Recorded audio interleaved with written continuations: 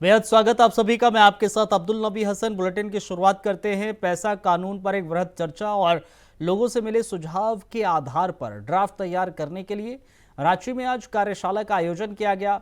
कार्यशाला में पंचायती राज मंत्री दीपिका पांडे सिंह, कृषि मंत्री शिल्पी नेहा तिर्की, स्कूली शिक्षा मंत्री रामदास सोरेन, परिवहन मंत्री दीपक बिरुवा मौजूद रहे। इनके अलावा कांग्रेस के झारखंड प्रभारी राजू, कांग्रेस विधायक राजेश कश्यप, कांग्रेस के विधायक नमन विंसल कोगांडी उपस्थित रहे। राज्य के और क्षेत्रों से आए बुद्धिजीवी वर्ग के लोगों ने सुझाव भी दिए हैं। साथ ही राज्य के 2 मंत्रियों ने सुझाव दिए। रांची में इस कार्यशाला का आयोजन हुआ। मैं सुरेश चंद्र सोय, जिस सुझाव की आप बात कर रहे हैं, झारखंड पंचायती राज अधिनियम के अंदर जो प्रोविजंस हैं और ये 1906 को 1996 में या जब संविधान लागू हुआ, पांचवी अनुसूची जिस मकसद के लिए स्टेट में या शेड्यूल एरिया में भारतवर्ष के 9 राज्यों में लगाया गया 1950 को संविधान के द्वारा, वो आज तक लागू नहीं हुआ। क्योंकि किसी भी संवैधानिक व्यवस्था में इम्प्लीमेंटेशन करने के लिए उसके भाग हैं, उसकी अपनी कार्यपालिका होती है, उसकी अपनी विधायिका होती है और अपनी न्यायपालिका होती है, जो संविधान के मकसदों को इम्प्लीमेंट के लिए जवाबदेही होता है।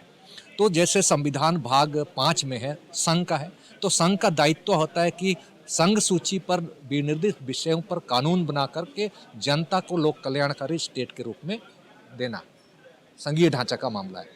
और स्टेट का जो मामला है, संविधान भाग 6 का मामला है।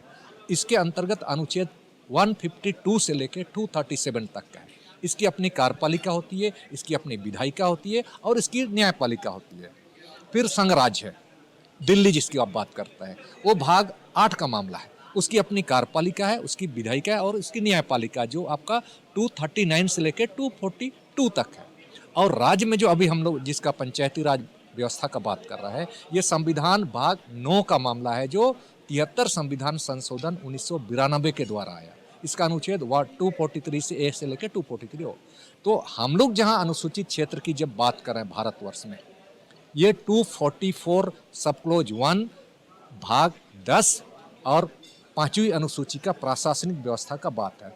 और पूरा देश में अभी पहली अनुसूची का प्रशासनिक व्यवस्था से 5वीं अनुसूची को भी गाइड करने की बात हो रही है, यानी संघीय ढांचा का पूरा उल्लंघन। मैंने कहा ना, गांधी जी का जो, महात्मा गांधी जी का जो कि सत्ता का विकेंद्रीकरण जो था, कि सत्ता को खंड खंड में होनी चाहिए। एक लोकसभा है, तो उसके बाद में विधानसभा है, तो उसके नीचे भी एक सभा होनी चाहिए जिला स्तर पे।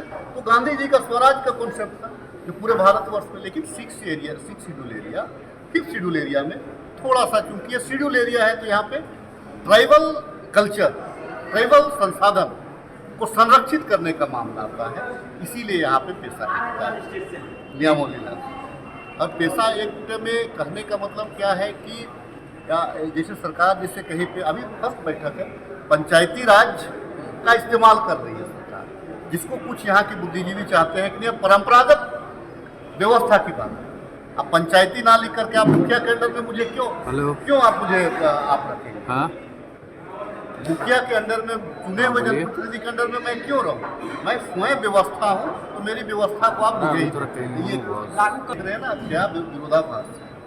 सारे बुद्धिजीवियों का अपनी अपनी राय है, इस राय को सरकार कलेक्ट कर रही है। बहुत देखिए, एक महत्वपूर्ण संगोष्ठी यह आयोजित किया गया है विभाग के द्वारा, ताकि जो हमारा पेशा ड्राफ्ट रूल है वो उस पर चर्चा हम लोग उन समूहों के साथ कर सकें जो शेड्यूल एरिया में एक्टिव रहे हैं, अपनी बातों को लेकर के मुखर रहे हैं और जो चाहते हैं कि पेशा कानून जो है अपने भावना के अनुरूप लागू हो राज्य में। उनसे बातचीत थी।